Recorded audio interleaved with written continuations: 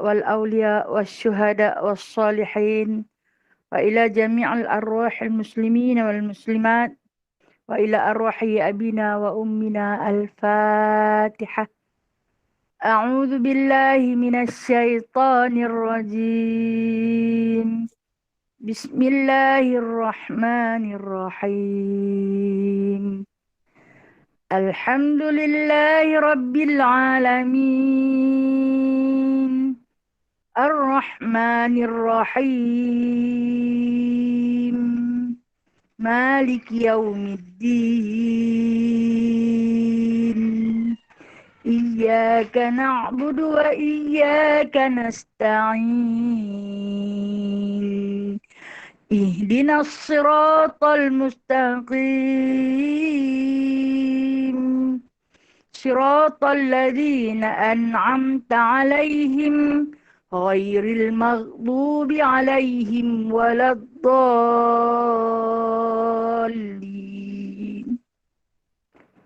Amin.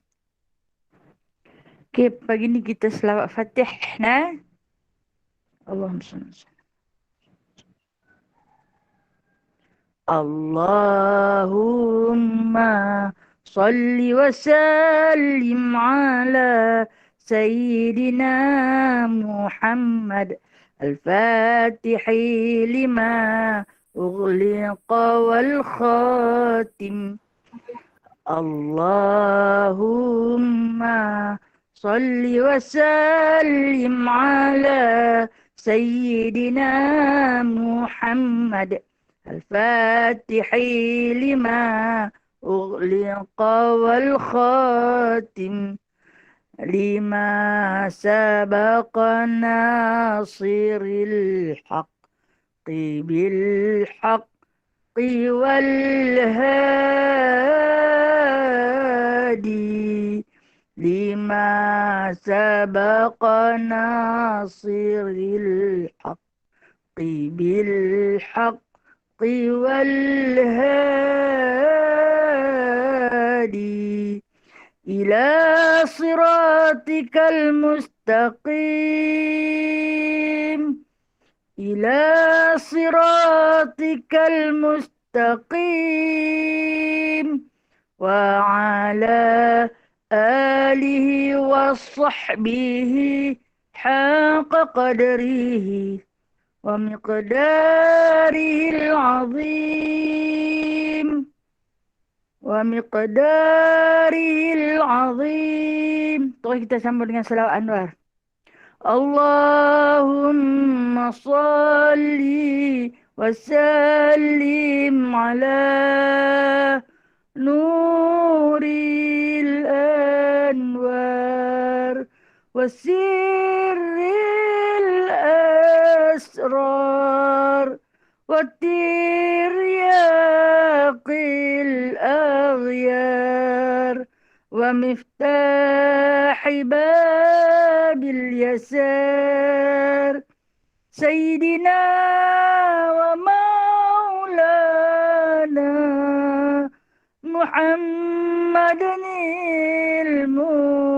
المختار وآله الأطهار وأصحابه الأخيار عدد نعم الله وإفضاله. Baik, kita raikan lagi dengan 10 yang akhir daripada surah Al-Kahfi. Mudah-mudahan kita mendapat keberkatan daripada Allah nah. A'udzu billahi minasy syaithanir rajim. الذين كانت أعينهم في غطاء عن ذكري وكانوا لا يستطيعون سمعا أفحسب الذين كفروا أن يتخذوا عبادي من دوني أولياء إنا أعتدنا جهنم للكافرين نزلا قل هل ننبئكم الأخسرين أعمالا الذين ضل سعيهم في الحياة الدنيا وهم يحسبون أنهم يحسنون صنعا أولئك الذين كفروا بآيات ربهم ولقائه فحبطت أعمالهم فلا نقيم لهم يوم القيامة وزنا ذلك جزاؤهم جهنم بما كفروا واتخذوا آياتي ورسلي هزوا إن الذين آمنوا وعملوا الصالحات كانت لهم جنات الفردوس نزلا خالدين فيها لا يبغون عنها حولا قل لو كان البحر مدادا لكلمات ربي لنفد البحر قبل أن تنفد كلمات ربي ولو جئنا بمثله مددا قل إنما أنا بشر مثلكم يوحى إلي أنما إلهكم إله واحد فمن كان يرجو لقاء ربه فليعمل عملا صالحا ولا يشرك بعبادة ربه أحدا صدق الله العظيم بسم الله الرحمن الرحيم رب اشرح لي صدري ويسر لي أمري واحلل عقدة من لساني يفقه قولي اللهم صل على سيدنا محمد وعلى آل سيدنا محمد ربي يسر ولا تعسر ربي تمم بخير يا كريم سبحانك لا علم لنا إلا ما علمتنا إنك أنت العليم الحكيم إنك أنت السميع العليم إنك أنت التواب الرحيم أما بعد فيا عباد الله sekalian sahabat-sahabat yang saya kasihi, kita rafakkan setinggi puja dengan penuh kesyukuran kepada Allah Ta'ala atas sifat kesempurnaannya, atas sifat kemurahannya, atas sifat pengasih dan penyayangnya, menganugerahkan kepada kita sedikit lagi masa yang diperuntukkan untuk kita agar kita terus hidup bernafas, sihat tubuh badan, dilapangkan fikiran, ditenangkan jiwa kita, dimurahkan rezeki kita. Masya Allah, begitu banyak nikmat-nikmat Allah yang kalau kita nak hitung wa in ta'udduha la tuhsuha. Kalau kamu nak hitung, nescaya kamu takkan mampu. Satu persatu betapa besar nikmat Allah kepada kita.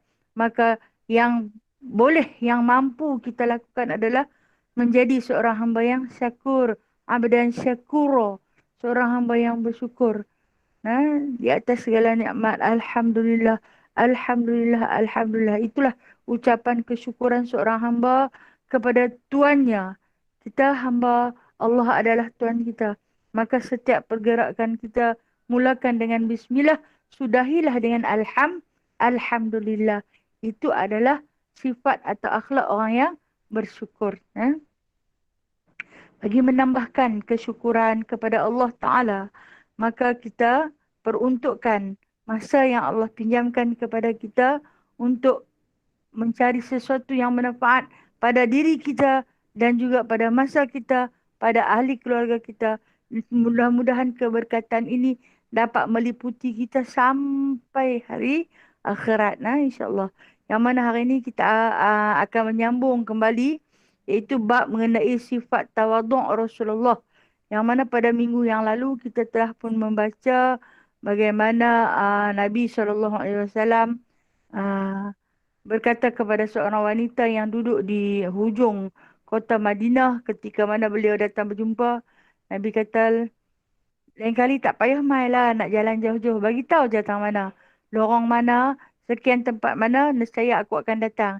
Jadi sifat tawaduk Rasulullah sallallahu alaihi wasallam apabila baginda walaupun bukan dia yang berhajat, orang yang berhajat dekat dia.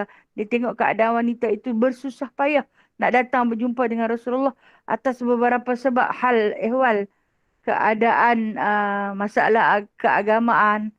Nah, jadi Nabi kata tak payah mai pun tak apa. Nah, bagi tahu saja dekat mana nak jumpa, Nabi akan hadir untuk menyelesaikan permasalahan. Hebat Nabi ni nah. Itu sifat tawaduk. Berbeza dengan sifat kita nah. Kalau nak pergi jumpa orang tu, kena buat temu janji dulu. Bila dah buat temu janji nak jumpa, ada sekian-sekian waktu nak bertemu dengan dia. Kalau dia nak pergi jumpa dengan kita, sorry lah no. Kita nak pergi jumpa dengan dia pun seksa. Tambah musim-musim sekarang ni lah. Dia kata apa? Nak pi renew lesen pun kena buat temu janji dulu nah, buat online.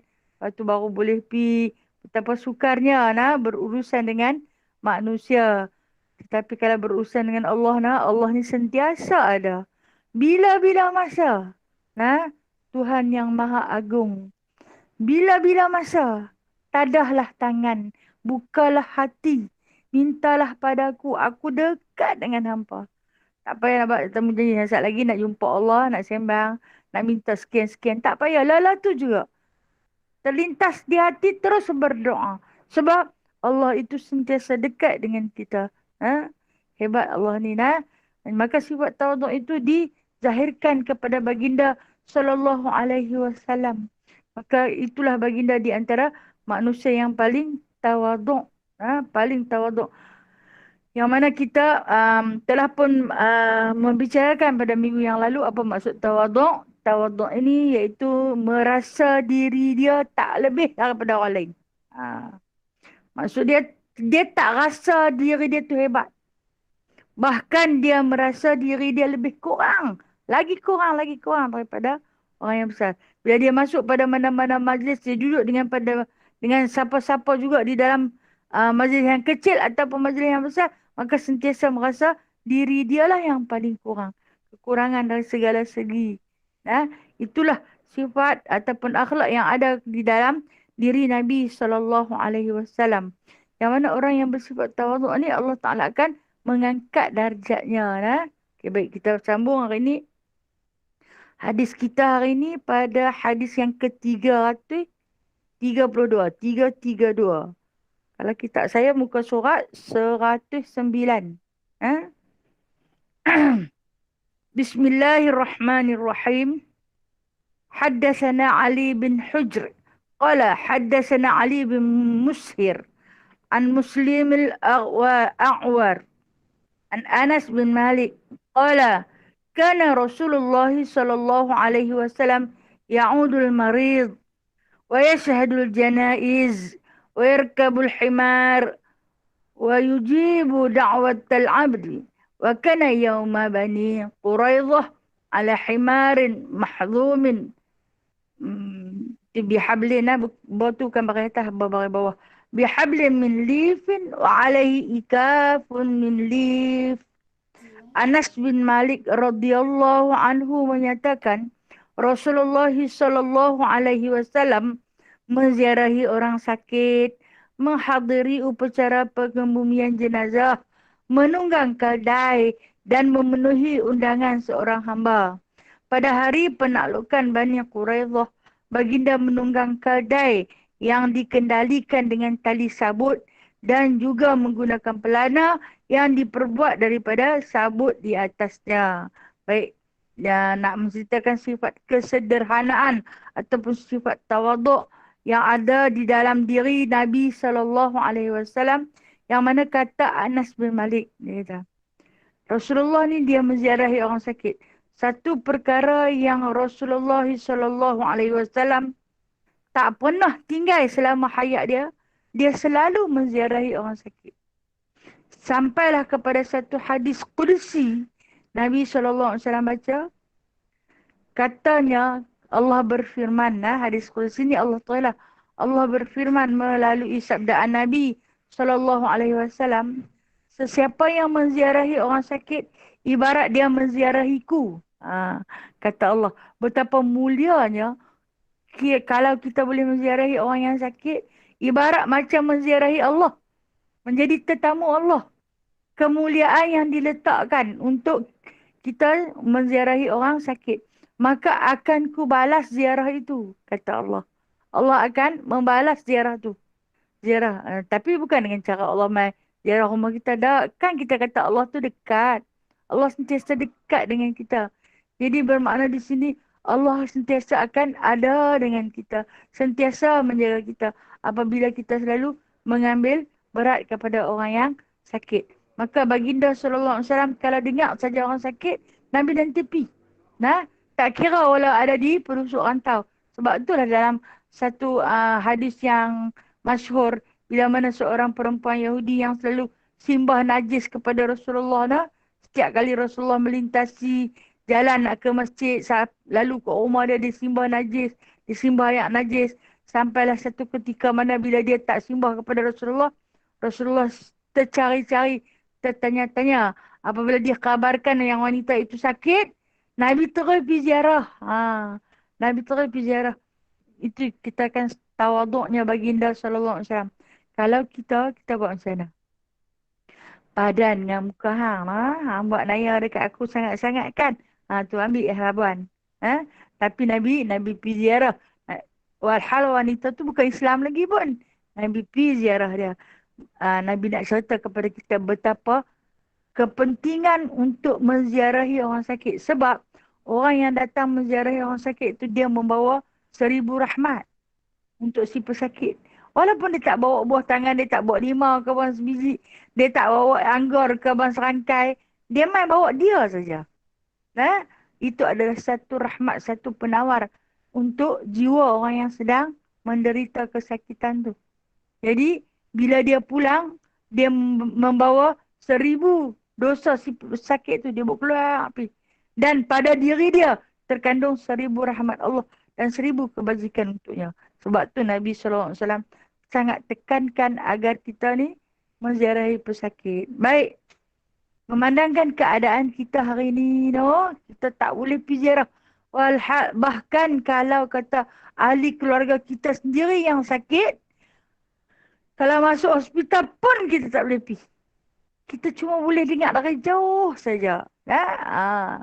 Kan kita tengok betapa ramai sahabat-sahabat kita yang kehilangan ahli keluarga.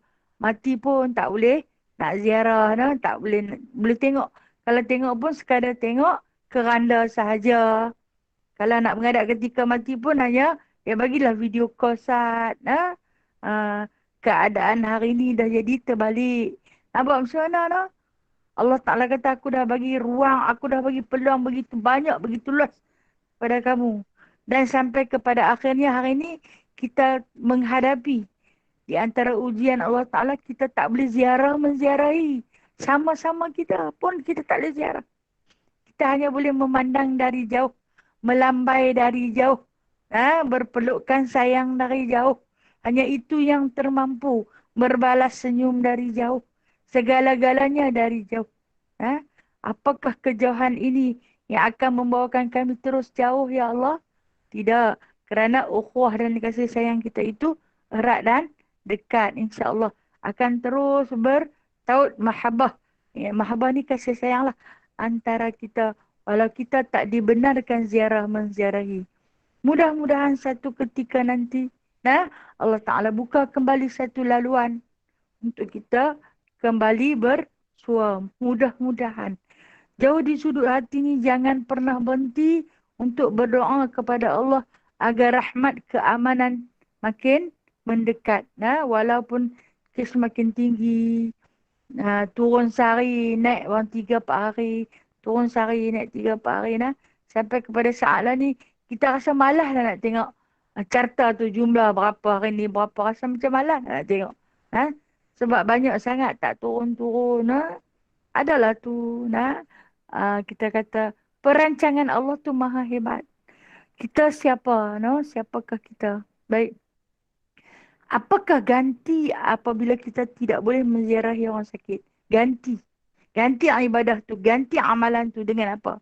Dengan mendoakan. Doakanlah. Dengan mendoakan. Jadi kita dapat memenuhi ataupun badal kepada ibadah menziarahi pesakit. InsyaAllah hari ini kita akan buat bacaan Yasin untuk sahabat-sahabat kita dan ahli keluarga sahabat-sahabat kita yang kematian, yang sakit, yang susah dan sebagainya.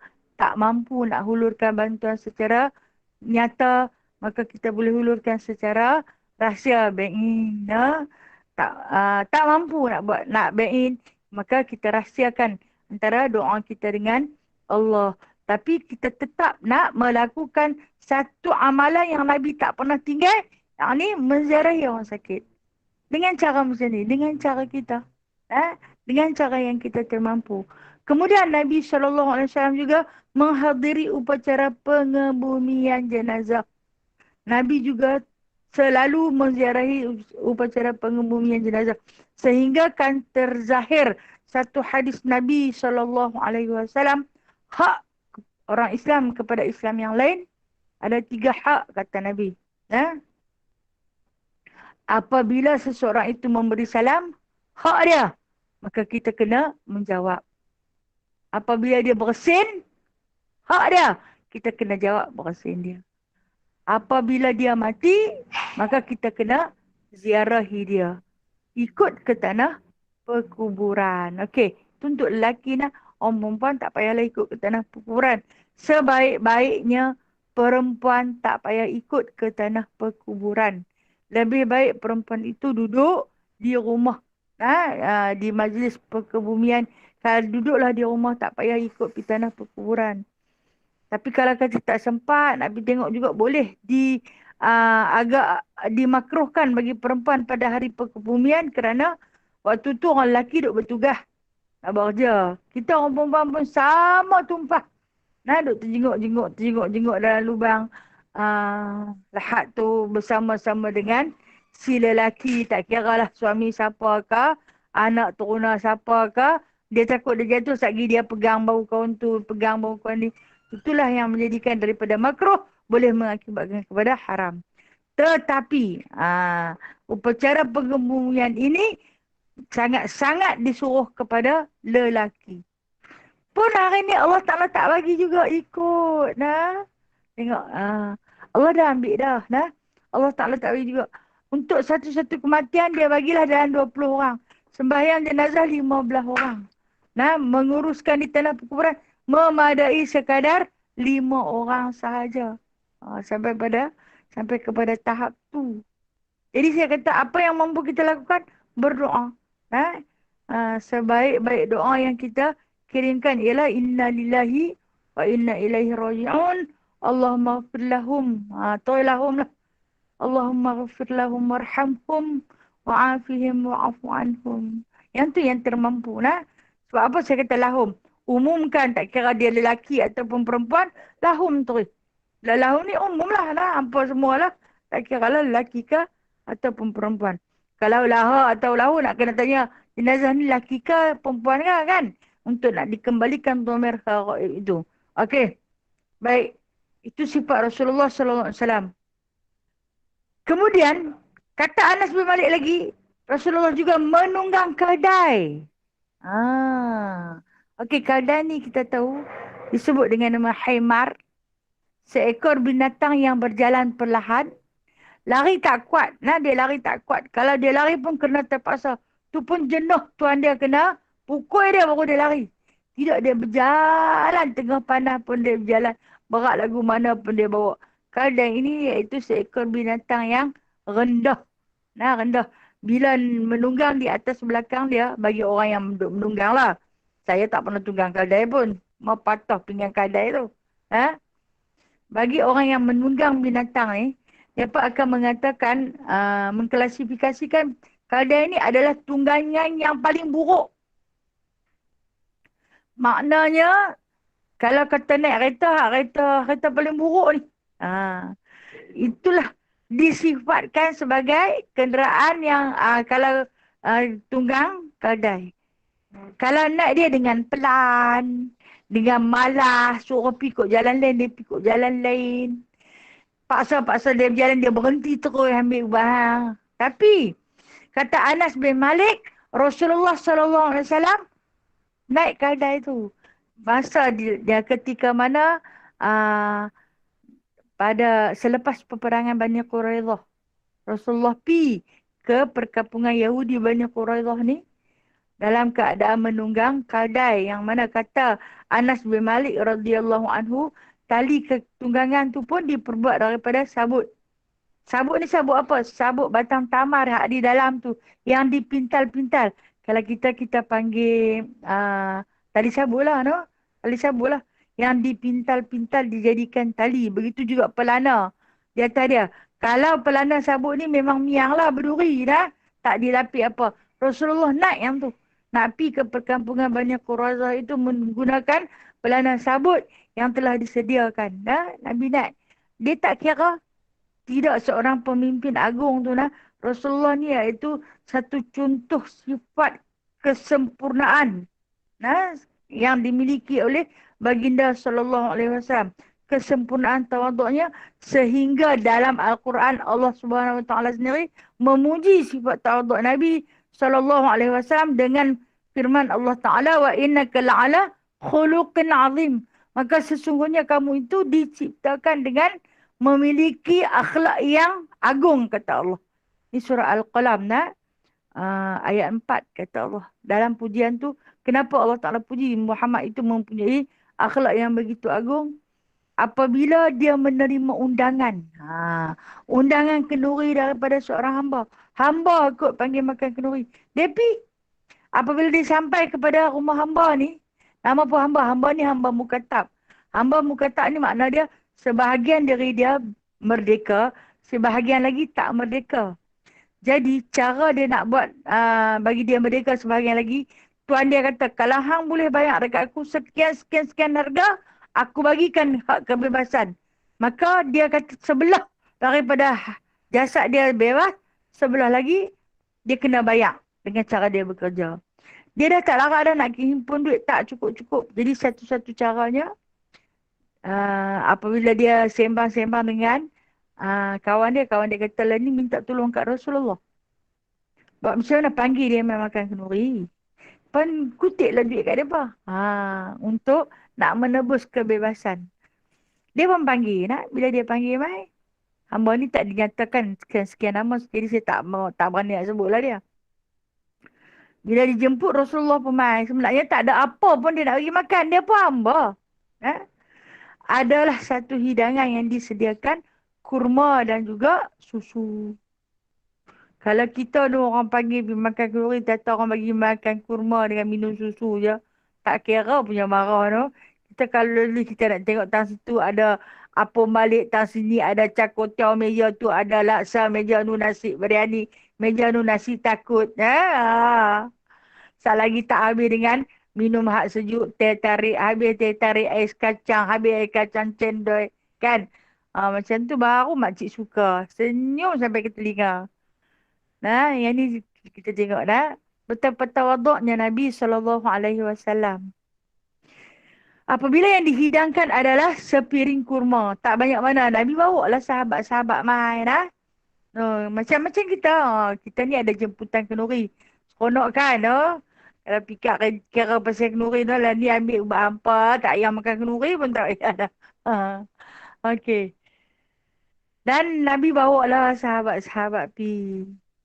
Bila sampai hanya ada sepiring kurma dan kita panggil satu jak susu kambing yang baru selesai diperah. Berpandanganlah sama-sama sahabat. Nabi ni punya ra'in. Tak mau bagi si hamba ni malu. Masuk bersama dengan sahabat. Lantas Nabi SAW buat macam mana pada sepiring kurma tu? Nabi koyak. Belah. Kan kurma dia bersifat macam bersari tu, dia boleh koyak. Nah. Kalau apple susah nak koyak dah. Tapi kurma tu dia boleh koyak. Jadi Nabi tak mau bagi. Nabi kata, kan banyak, kata Nabi. Kan banyak. Jadi Nabi pun meraihkan. Dialah tukang hidang jamu. Suruh sahabat-sahabat ambil. Kemudian susu tu satu gelas dikongsi bersama. Jadi dengan mengucapkan syukur dan doa kepada si hamba tu tadi. Terima kasih sebab bagi dia makan dan minum. Rahmat tu nah. Tak ada nak kata apa. Dan si hamba tu pun cerita tujuan sebenar dia. Dia kata dia ni sebenarnya duk cari dana. Nah, sebab dia tak bebas. Jadi yang ikut dengan Rasulullah tu adalah sahabat-sahabat yang dermawan. Bukannya hartawan sangat pun. Tetapi dermawan. Macam ukhuwah muslimah lah. Bukanlah hartawan pun. Tetapi dermawan. Hampa bagi tahu je kat mereka. Ada saja masing-masing nak bagi. Padahal kalau tengok semua tak kerja. Kan? Dermawan. Sifat kedermaan sahabat-sahabat itu. Sehingga kan tampil seorang sahabat. Osman bin Affan. Tanya, berapa banyak lagi yang nak bebas ni? Dia kata, lebih kurang macam kalau dalam nilai ringgit kita ni, lebih kurang dalam 5,000. Tak apa dia kata. Dia bayar pada keseluruhan. Tak payah kutip. Dekat Rasulullah tak payah kutip. Dekat siapa tak payah kutip. Dia bayar pada keseluruhan. Dia bukan jutawan pun lah. Tu dia. Kehebatan. Berlumba-lumba mereka untuk melakukan kebaikan hanya kerana Allah dan Rasul. Keluar dengan seronok suka. Dahlah makan tak kenyang. Kena bagi lagi duit dekat dia. Nah? Itu sifat tawaduk yang ada pada Rasulullah. Dengan dibimbing oleh Rasulullah, maka tawaduk itu lahir kepada para sahabat Nabi SAW. Okey. Hadis seterusnya. حدثنا واصل بن عبد الأعلى الكوفي قال حدثنا محمد بن فضيل عن الأعمش عن أنس بن مالك قال كان النبي صلى الله عليه وسلم يدعى إلى الخبز الشعير والإهالة سنخة فيجيب ولقد كان له درع bukan dirna dir'un inda yahudi fama wajada ma yafukkuha hatta mata. Anas bin Malik radhiyallahu anhu menyatakan Rasulullah sallallahu alaihi wasallam pernah diundang untuk makan roti gandum dan lemak yang hampir basi. Allah kesiannya. Yakni sudah berubah rasa dan juga bau. Dan baginda memenuhi undangan itu. Baginda juga memiliki perisai yang berada di tangan seorang Yahudi sebagai jaminan hutang. Dan perisai itu tidak mampu ditebus baginda sehingga baginda wafat. Kesian kat dia, nah. Dia pernah diundang, nah. Dia pernah diundang dia dalam satu majlis untuk makan roti gandum syair, nah. Roti gandum, roti daripada tepung yang paling murah, dia jemput dia. Kemudian nak cicah dengan apa? Cicah dengan lemak saja. Orang miskin panggil pergi makan kenduri dah, bagi makan tu. Kemudian makanan tu makanan yang hampir basi, yang sudah berbau. Berubah rasa dan juga berbau. Nabi makan tak kata apa. Kesian kat dia, nah. Sebab apa? Sebab dia nak jaga ayak muka tuan rumah tu. Maka Nabi makan juga dalam wajah yang manis. Kita tengok dalam hadis-hadis lain yang seorang wanita Yahudi bagi limau dekat Rasulullah. Rasulullah makan dengan wajah yang manis. Sahabat tunggu bila lah Rasulullah nak bagi dekat kami. Sampai habis Nabi makan, Nabi tak bagi. Lepas perempuan tu berlalu, dia kata dekat Rasulullah, kenapa tak share? Selalu Rasulullah ni, kalau kata sebiji kurma pun boleh belah-belah. Boleh dapat. Ini limau. Kan limau hak berulah-ulah tu pasal apa Nabi tak agi-agikan pada sahabat yang memang duk tunggu nak. Sebab apa? Dia pun nak sesuatu yang daripada tangan Rasulullah. Itu keberkatan. Itu memang sifat alim ulama' ni. Mereka akan berebut-rebut daripada tangan si alim. Jadi duk tunggu bila Nabi nak bagi. Bila Nabi nak bagi. Tapi Nabi tak bagi. Biasanya Nabi akan suap dia makan lah. Tapi Nabi bubuh keseluruhan buah tu dalam mulut dia. Sebab Nabi kata, kenapa aku tak bagi? Buah tu masam sangat. Buah limau tu masam sangat. Bila dia masam, kalau hampa makan, saat lagi hampa berkerut muka. Aku bimbang hampa merungut. Dan hampa mencerca pada makanan tersebut. Orang yang bagi tu akan kecil hati. Jadi tawaduknya Nabi, dia makan seorang-seorang dia. Hak yang masam tu dia pelan, kalau yang manis akan dikongsi bersama. Hebat no? Begitu juga dengan cerita hak yang dia dijemput ke Nuri ni.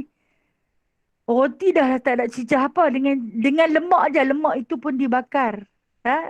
Dia panggil Nabi bagi makan. Kemudian berbau pula, Allah. Kesiannya dekat dia. Adakah kerana Nabi ni terlampau lapar? Tidak. Sekadar memenuhi undangan. Nabi nak habaq dekat kita betapa wajibnya kita bila diundang kena pi. Kalau tak ada apa-apa hai lah, nah. Wajibnya kena pi. Bukan amak kata kita tu lapar tak. Tetapi silaturahim itu yang penting. Akhlak tu yang dipandang. Maka itulah sifat baginda sallallahu alaihi wasallam. Begitu hebat di kalangan para sahabat. Sehingga kan diceritakan perisai. Perisai ni baju besi dah. Baju besi baginda sallallahu alaihi wasallam yang digadai kepada seorang Yahudi masih lagi tergadai sampai hari Nabi sallallahu alaihi wasallam mati. Sampai hari baginda mati. Untuk kenapa Nabi gadai perisai dia ni? Okey. Ketika mana keadaan rumah baginda sallallahu alaihi wasallam hampir 3 bulan tak ada makanan. Yang ada hanya kurma dan susu kambing saja. Dah lama dah tak makan makanan pedas. Hampir 3 bulan tak ada makanan. Maka baginda sallallahu alaihi wasallam pun berikhtiar dengan cara baginda cuba membeli kepada seorang Yahudi gandum. Bila Nabi sampai ke tempat jualan gandum itu, muka Yahudi tu tanya apa dia sandaran. Macam kita kata, hang kena gadai juga benda-benda, kena sandak juga benda kalau nak ambil ni. So ni kalau ada duit, amat tebus balik. Jadi Nabi ni dia memang tak ada harta nah. Yang ada pada baginda adalah baju besi Nabi sallallahu alaihi wasallam. Maka baginda sallallahu alaihi wasallam pun kita kata mencagarkan baju besi dia kepada Yahudi tersebut dengan harga kalau kita kata 30 kati gandum. Sehelai baju besi Rasulullah sallallahu alaihi wasallam yang dicagarkan dengan harga 30 kati gandum. Kata Nabi sallallahu alaihi wasallam kepada Yahudi tersebut, seandainya aku mampu, maka aku akan tebus kembali baju besi tersebut. Tetapi Allah lebih menghendaki bahawasanya Rasulullah tak mampu nak tebus sampai hari Rasulullah wafat. Bila sampai pada hari Rasulullah wafat, maka di antara sahabat itu adalah Anas bin Malik yang duduk dengan Rasulullah pada kecil. Menceritakan kepada sahabat-sahabat yang lain. Ada satu dia kata, aku pun tak mampu, kata Anas bin Malik. Rasulullah ada satu baju dia yang tergadai pada Yahudi. Tolonglah ambil balik. Siapa yang ambil dia dapat. Berebut-rebut sahabat nak pergi ambil. Sahabat kan saya kata tadi, dia pun bukannya berduit, bukan hartawan. Tetapi mereka dermawan. Berebut-rebut nak pergi ambil. Dan kata Anas bin Malik, siapa yang dapat baju besi tu, kembalikan dulu kepada warisnya dan apabila waris nak bagi, ambil lah. Jadi dapat ditebus oleh Sayyidina Ali karamallahu wajhah. Bila bawa balik mai, tanya, adakah di kalangan isteri dan seorang puteri Rasulullah? Iaitu Sayyidatina Fatimah Mah. Dia kata, siapa yang tebus, ambillah dekat dia. Jadi Ali tu kan menantu dan sepupu, jadi tak jatuh ke tangan yang lain lah. Ni yang dikatakan Nabi ni punya susah sampai pada hari kewafatan baginda, masih ada lagi barangan Nabi yang tak ditebus. Nabi terpaksa gadai untuk memberi makan anak dan isteri. Kesian kalau kita kaji tengok sejarah hidup baginda sallallahu alaihi wasallam. Asal pilu sangat ada hati nak makan pun sampai kena bergadai. Kita hari ni makanan ya Allah terlampau banyak sampai tak termakan. Lagi kita kena kurung lagi Allah hantar makanan. Kat sana ada bank makanan. Kat situ ada bank makanan. Tak puas kata kalau siapa tak ada pergi ambil je. Hantar mai dari rumah ke rumah. Hantar mai. Allah besarnya nikmat Allah Ta'ala pada kita. Fabi aizi ala ya rabbikuma tukadziban. Nikmat Tuhan kamu yang mana satukah yang hendak kamu dustakan. Banyaknya nikmat Allah Ta'ala kepada kita. Cuma kita saja yang tak termakan. Kita tak boleh nak makan nasi saja kan. Kalau Rasulullah gandum tu gandum semata-mata gandum. Kalau kita nasi saja. Lauknya tak ada. Tak makan lah. Dia nak yang colourful. Ada merah, ada kuning, ada hijau. Kadang lauk pun 2-3 jenis lauk. Makmur. Allah. Makmur sungguh kita ni. Dan baginda sallallahu alaihi wasallam kalau kata satu roti tu lah. Kan pernah kita baca itu Nabi pernah makan roti dengan cuka. Cicah roti dengan cuka. Sanggup tak kita? Kita tak sanggup. Kemudian dia kata pula cuka ini adalah sebaik-baik makanan. Dia kata pula macam tu. Yang tu je yang ada di rumah dia. Hebatnya baginda sallallahu alaihi wasallam. Walhal Nabi boleh minta hidangan dari syurga. Macam Nabi Isa alaihi salam kan dalam surah Maidah serta. Nabi Isa pernah minta pada Allah hidangan dari syurga. Turun hidangan dari syurga. Kelazatan yang luar biasa. Nabi sekali pun dia tak pernah minta. Pasal apa? Tawaduknya baginda sallallahu alaihi wasallam. Satu lagi hadis. Hadis yang ke-334. حدثنا محمود بن غيلان قال حدثنا أبو داود الحفري عن سفيان عن رابع بن صبيح عن يزيد بن أبان عن أنس بن مالك قال حج رسول الله صلى الله عليه وسلم على رحل راث وعليه قطيفة لا تساوي 4 دراهم فقال اللهم اجعله حجا لا رياء fihi wala sum'ah. Anas bin Malik radhiyallahu anhu menyatakan Rasulullah sallallahu alaihi wasallam pergi menunaikan haji dengan menggunakan pelana yang usang dan di atasnya terdapat badu yang harganya tidak sampai 4 dirham. Maka baginda berdoa, ya Allah, jadikanlah ibadah haji ini sebagai ibadah yang tidak mengandungi riak dan juga menunjuk-nunjuk yakni sum'ah.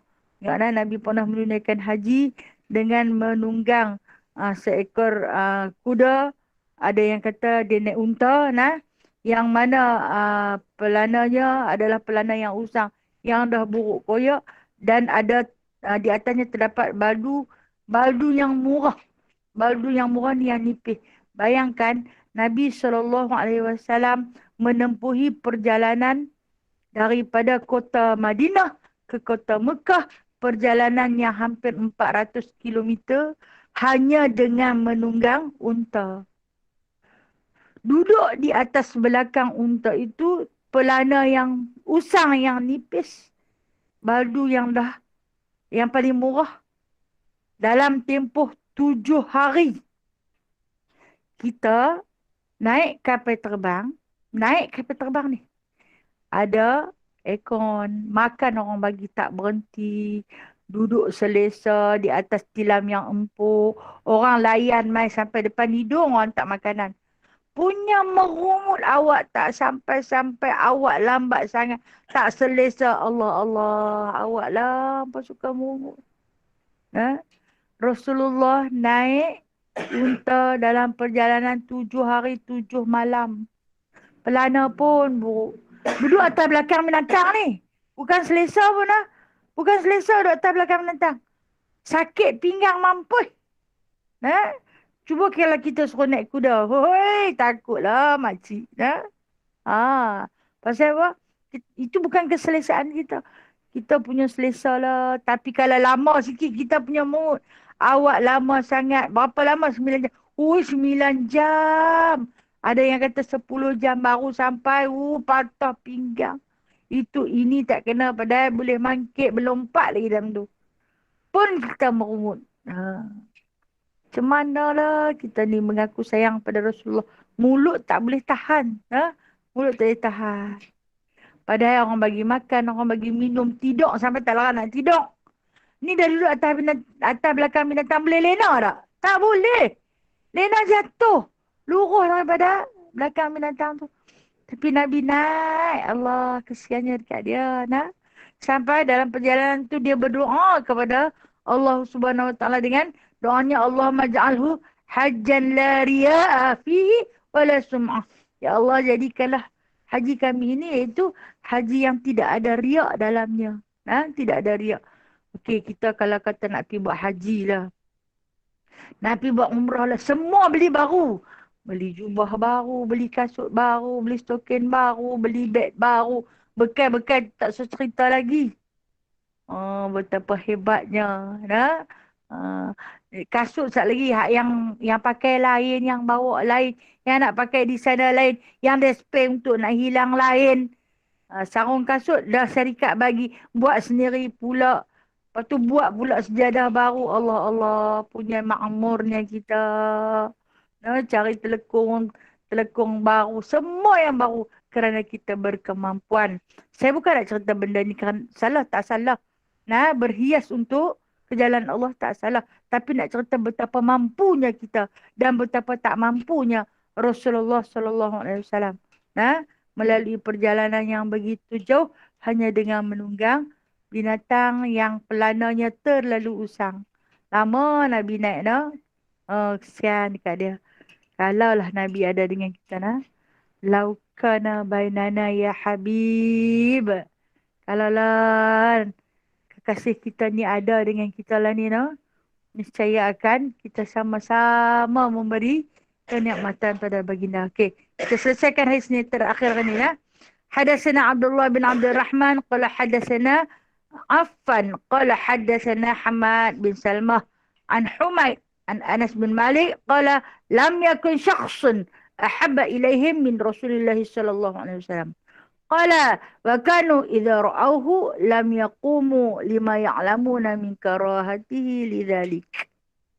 Anas bin Malik radhiyallahu anhu menyatakan tidak ada seorang pun yang lebih dikasihi oleh para sahabat daripada Rasulullah sallallahu alaihi wasallam.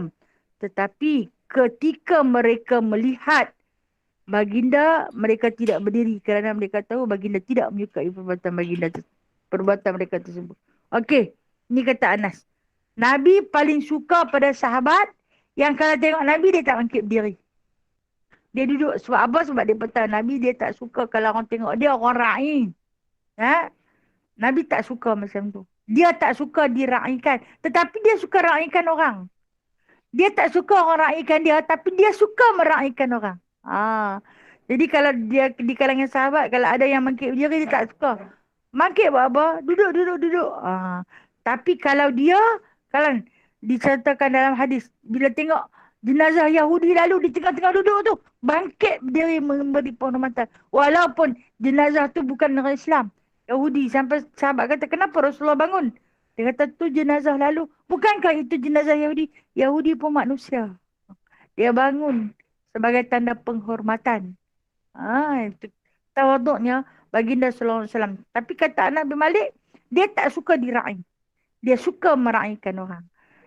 Jadi kita boleh tak ra'ikan? Boleh, kita boleh ra'ikan orang. Kita boleh ra'ikan orang dengan sifat tawaduknya, dengan amalnya, dengan ilmunya, dengan kesolehannya, dengan abidnya.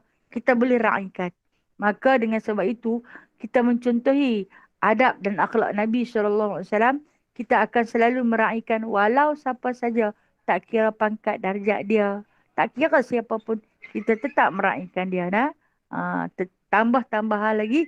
Tetamu sekalipun tetamu itu tetamu yang bukan Islam.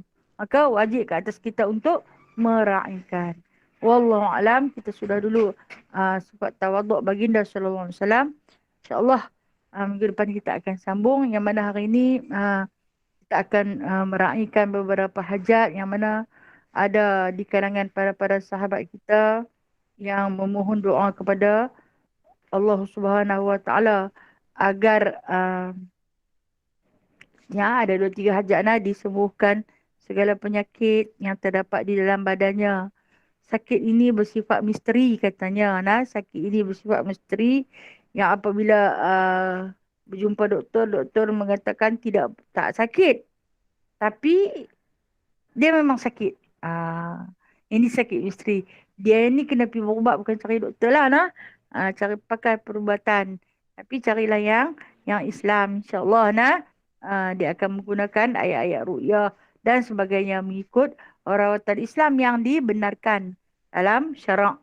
Dan kemudian seorang sahabat lagi saya ingat saya tak payah sebutlah nama siapa-siapa mohon doa dengan berkat kita membaca Yasin pada pagi ni agar ibunya yang sedang diuji dengan sakit dan telah pun ditidurkan. COVID ni disembuhkan.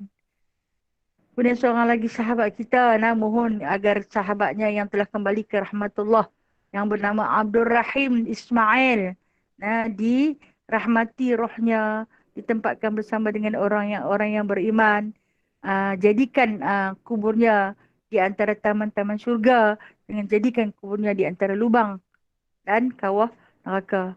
Dan kita mohon doa kepada Allah Ta'ala pagi ini dengan berkat kita membaca Yasin, insya-Allah, agar sahabat-sahabat kita, saudara-saudara mara kita, sama ada yang jauh ataupun dekat, diri-diri kita, ahli keluarga kita, dan seluruh saudara se-Islam kita yang berada di mana juga pelosok dunia, agar Allah Ta'ala lindungilah diri kita daripada wabak yang sedang melanda ini.